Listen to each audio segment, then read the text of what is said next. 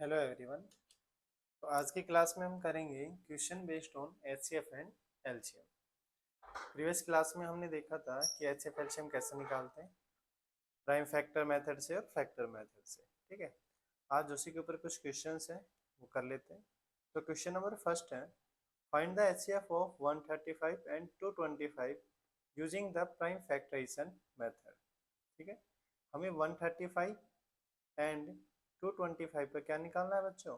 HCF निकालना है। कौन से मेथड से? Prime factorization method. तो सबसे पहले हम 135 के प्राइम फैक्टर्स निकाल लेते हैं। प्राइम फैक्टर्स हमें निकालने आते हैं। कैसे निकालते हैं कि यहाँ पे हमें किससे डिवाइड करना होता है? प्राइम नंबर से। तो सबसे पहले जो प्राइम नंबर आता है वो कौन सा आता है? 2। देखेंगे 2 से डिविजिबल है, तो 2 से वही नंबर वही डिजिट डिविजिबल होती है जिसके लास्ट में क्या है? ये वन नंबर है। बट यहाँ पे 5 आ रहा है, 5 क्या है? एक ओड नंबर। ठीक है, तो 2 से तो हमारे नंबर डिवाइड नहीं होगा। नेक्स्ट नंबर क्या आता है? 3। 3 से चेक करते हैं, होगा नहीं। तो देखो, आपको 3 का डिविजिबिलिटी रूल पता होना चाहिए। 3 का डिविजिबिलिटी रूल्स क्या है कि अगर सम ऑफ डिजिट्स अगर डिविजिबल है 3 से, डिविजिबल है किससे बच्चों? 3 से, तो पूरा का पूरा नंबर है जो डिजिट्स है सारी क्या होगी? 3 से डिविजिबल होगी। तो हमारे पास 135 है। अब चेक कर लेते हैं, मीन्स इनका सम करेंगे 1 प्लस 3 प्लस 5। तो कितना आ रहा है? 1 और 3 4, और 4 प्लस 5 कितना है? 9 आया। क्या 9 3 से डिविजिबल है? ऐसे ही तो हमारा 135 भी 3 से क्या होगा? डिविजिबल होगा। ठीक है, करते हैं। तो कितने टाइम्स? 3 4 जा 12। यहाँ पे कितना बचेगा? 1 बचेगा, और 5 3 5 जा 15। डन। फिर 3 से होगा, क्योंकि 4 प्लस 5 कितना होता है? 9 होता है, और 9 3 से डिविजिबल है, तो ये भी 3 से होगा। कितने टाइम्स? 15 टाइम्स। 3 15 जा 45। नेक्स्ट, फिर 3 से, 3 5 जा 15, और नेक्स्ट किससे होगा? लास्ट में 5 से। 5 1 जा 5। तो 135 के फैक्टर्स क्या है? Prime factors 3 into 3 into 3 into 5। इसको हम कैसे लिख सकते हैं? 3 रेज टू पावर 3 इंटू 5। यहाँ तक समझ में आया? आया कि नहीं आया? ठीक है, अब ऐसे हम करते हैं नेक्स्ट 225 का। 225 के निकालते हैं प्राइम फैक्टर्स। तो चेक करते हैं, देखो क्या ये 3 से डिविजिबल है? 2 से तो नहीं है। 5 और 2 7, और 7 और 2 9, 9 आ रहा है। फिर ये 3 से क्या होगा? डिविजिबल होगा। कितने टाइम्स? देखो 3 7 जा 21। यहाँ पे कितना बचेगा? 1 बचेगा, और 5 1 और 5 3 5 जा 50। ठीक है, अब 7 और 5 12 होते हैं। 3 से फिर से 3 से डिविजिबल हो रहा है। कितने टाइम्स होगा? 3 2 जा 6, और 3 5 जा 15। अब नेक्स्ट क्या आएगा? 5 आएगा। 5 5 जा 25, और फिर 5 से होगा 5 1 जा 5। डन। तो हम 225 को कैसे लिख सकते हैं? 3 इंटू 3 इंटू 5 इंटू 5। ठीक है, इसको हम ऐसे भी लिख सकते हैं 3 का स्क्वायर इंटू 5 की पावर 2। 3 कितने टाइम्स आ रहा है? 2 टाइम्स, और 5 भी कितने टाइम्स आ रहा है? 2 टाइम्स आ रहा है। डन। अब हमें क्या निकालना था? एचसीएफ निकालना है। क्या निकालना है बच्चों? एचसीएफ। एचसीएफ क्या होता है? देखो, मैंने बताया था आपको कि जो आपके पास कॉमन पावर होती है, क्या चीज? जो कॉमन पावर होती है वही क्या होती है? हमारा एचसीएफ होती है। मीन्स आपके पास कौन कौन से नंबर कॉमन आ रहे हैं? पहले 3 आ रहा है, और 3 यहाँ पे भी आ रहा है। और देखो 3 की पावर 2 है, वर्सेस 3 की पावर कौन सी है? 3 है। हम कौन सी पावर लेते हैं एचसीएफ में? Lowest power. कौन सी लेते हैं बच्चों? Lowest power. अब देखो इनमें लोवेस्ट पावर किसकी है? 3 रेज टू पावर 2 है, 3 रेज टू पावर 3। यहाँ पे हमारी है 3 रेज टू पावर 2। 3 की पावर 2 हो गई। अब देखो 5 यहाँ पे भी आ रहा है, और 5 यहाँ पे भी आ रहा है। तो यहाँ 5 की पावर 1 है, और यहाँ 5 की पावर 2 है। 5 की पावर 1 क्या होगी? हम यहाँ पे लेंगे एचसीएफ में। अब 3 की पावर 2 कितनी होगी? 9 होगी। 5 की पावर कितना हो गया? 5। 9 5 जा 45। 45 हमारा क्या आ गया? आंसर आ गया। ठीक है, तो जो हमारा एचसीएफ होगा इसका वो कितना होगा? 45। डन यहाँ तक। चले नेक्स्ट क्वेश्चन पे। नेक्स्ट आता है, what is the LCM of 54 and 60। ठीक, कर लेते हैं 54 का और 60 का प्राइम फैक्टराइज निकालते हैं। 54 को करेंगे किससे? 2 से, क्योंकि लास्ट में आपके पास यहाँ पे इवन नंबर आ रहा है, और जहाँ इवन नंबर होता है वो किससे डिविजिबल होता है? 2 से। ठीक है, कितने टाइम्स जाएगा? 2 2 जा 4, यहाँ पे 4 बचेगा और 2 7 जा 14। अब कितने से 3 से, 3 9 जा 27, फिर किससे जाएगा बच्चों 3 से जाएगा, 3 3 जा 9 और 3 1 जा 3। डन। अब किसका निकालेंगे 60 का, 60 का निकाल लेते हैं। कितने से 2 से, 2 3 जा 6 0, 2 15 जा, फिर इसके बाद कितने से जाएगा 3 से, 3 5 जा 15 और फिर जाएगा 5 से कितने टाइम्स 1 टाइम्स। ठीक है, तो 54 का क्या आया था वो हम लिख लेते हैं। 54 को लिखेंगे 2 की पावर 1 है, एक बार 3 की पावर कितने टाइम्स है 3 टाइम्स, तो 3 रेज टू पावर 3। डन। ऐसे हम क्या लिखेंगे 60 को लिख लेते हैं। 60 का क्या है 2 की पावर 2 है इंटू 3 की पावर 1 है और 5। डन। तो देखो हमें एलसीएम निकालना है, क्या निकालना है एलसीएम किसका 54 एंड 60 का। ठीक है, 54 60 इसके ब्रैकेट में लिख लिया। अब एलसीएम क्या होता है हाईएस्ट पावर लेता है with unique number. Highest power क्या लेते हैं बच्चों हाईएस्ट पावर। ठीक है, जो कॉमन होता है उसका तो हाईएस्ट पावर लेते हैं और हम क्या लेते हैं यूनिक नंबर भी लेते हैं। यूनिक नंबर में जो है वो अलग वो भी लेंगे। तो देखो 2 की पावर 1 और 2 की पावर 2, हाईएस्ट पावर कितनी है यहाँ पे 2 की पावर 2 है, लिख लिया हमने। 3 की पावर 1 और 3 की पावर 3 में हाईएस्ट पावर कौन सी है 3 की पावर 3 है। अब देखो यूनिक क्या बच गया 5, क्योंकि 5 यहाँ पे है बट यहाँ पे नहीं है। ठीक है, तो हम 5 को भी लेंगे। एलसीएम में हम यूनिक नंबर को भी लेते हैं और एचसीएफ में सिर्फ किसको लेते हैं कॉमन नंबर को। तो 2 रेज टू पावर 2 क्या होगी, इसको एक्सपेंड करेंगे, 2 की पावर 2 हो गई 4, 3 की पावर 3 कितनी हो गई 3 3 जा 9 और 9 3 जा 27, 3 की पावर 3 कितनी होती है 27, लिख लिया और इंटू 5 मल्टीप्लाई करेंगे। देखो 4 और 5 की तो कितना है 20 आया और 20 को कितने से कर देंगे 27 से। ठीक है, 27 टू जा कितने होते हैं 54 और कितना बचा 0। जो हमारा एलसीएम आया वो कितना आया 540। डन। नेक्स्ट है इंपॉर्टेंट क्वेश्चन है बच्चों, find the HCF of 96 and 404 by prime factorization method, hence find their LCM। ठीक है, तो हमें क्या करना है कि 96 एंड 404 का हमें क्या निकालना है एचसीएफ निकालना है। सबसे पहले हम क्या निकालेंगे एचसीएफ निकालेंगे और एचसीएफ निकालने के बाद हमें इसका क्या भी निकालना होगा एलसीएम भी निकालना। ठीक है, तो दोनों चीज निकालनी है हमें इसमें। सोल्व करते हैं। तो सबसे पहले हम क्या करेंगे प्राइम फैक्टर से इसके प्राइम नंबर्स निकालेंगे। 96 कितने टाइम्स जाएगा 48 टाइम्स, फिर 48 2 से करेंगे कितने टाइम्स 24 टाइम्स, फिर 2 से करेंगे 2 12 जा 24, फिर 2 से करेंगे कितने टाइम्स जाएगा 6 टाइम्स, फिर 2 से करेंगे कितने टाइम्स जाएगा 3 टाइम्स एंड लास्ट में आपका क्या आ गया 3 आ गया 1 से। ठीक है, लास्ट में हमें कब तक करते रहना है तब तक ये कम्प्लीटली डिविजिबल ना हो जाए, मीन्स लास्ट में हमारा क्या ना आ जाए 1 ना आ जाए। ठीक है, ऐसे हम किसका निकालेंगे 404 का। 404 404 को 2 से डिवाइड करेंगे कितने टाइम्स जाएगा 2 2 जा 4, 0 का 0, 2 2 जा 4, फिर 2 से करेंगे 2 1 जा 2, 0 का 0 है 1। अब देखो हमारे पास क्या आ गया 101। अब 101 क्या है ना ये 3 से होगा ना 2 से होगा ना 5 से ना 7 से, क्यों क्योंकि ये क्या है प्राइम नंबर है। क्या है प्राइम नंबर, और प्राइम नंबर क्या होते हैं खुद से डिविजिबल होते हैं, किससे होते हैं खुद से। ठीक है, तो ये 101 से ही जाएगा। डन। तो 96 को हम लिखेंगे 2 की पावर कितनी है 2 कितने टाइम्स है 1 2 3 4 5, 2 रेज टू पावर 5 है और इंटू 3। ठीक है, इसको हमने लिख लिया 96 को। और 404 को कैसे लिखेंगे 404 2 की पावर कितनी टाइम्स है 2 टाइम्स इंटू 101। अब क्या निकालना है हमें एचसीएफ निकालना है। एचसीएफ निकाल लेते हैं। एचसीएफ क्या होता है लोवेस्ट पावर।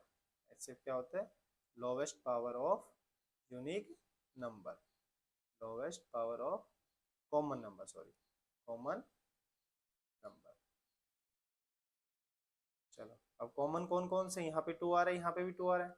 अब देखो यहाँ पे 2 की पावर 5 और यहाँ पे 2 की पावर 2 है, तो लोवेस्ट कौन सी होगी 2 रेज टू पावर 2 इंटू यहाँ पे 3 है, यहाँ पे नहीं है। सेम यहाँ पे 101 है, यहाँ पे नहीं है, तो यहाँ पे सिर्फ हमारा 2 रेज़ टू पावर 2 ही क्या होगा, एचसीएफ होगा। 2 रेज़ टू पावर 2 कितना होता है, 4। हमारा आंसर क्या है, 4। ठीक है, तो अगर हम एचसीएफ पूछे तो एचसीएफ हमारा क्या होगा, 4 होगा। तो HCF of 96 and 404 is equal to 4। अब निकाल लेते इसका एलसीएम। एलसीएम भी इजी है।